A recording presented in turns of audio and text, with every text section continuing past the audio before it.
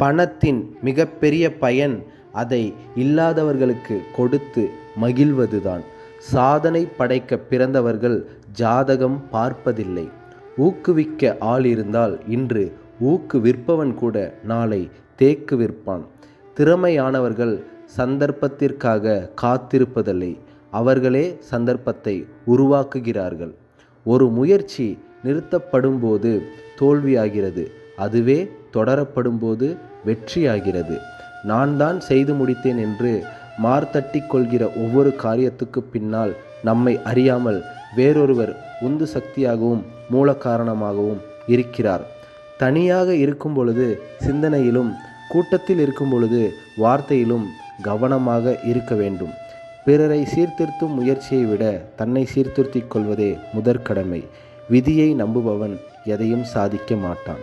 Stay positive, stay blessed.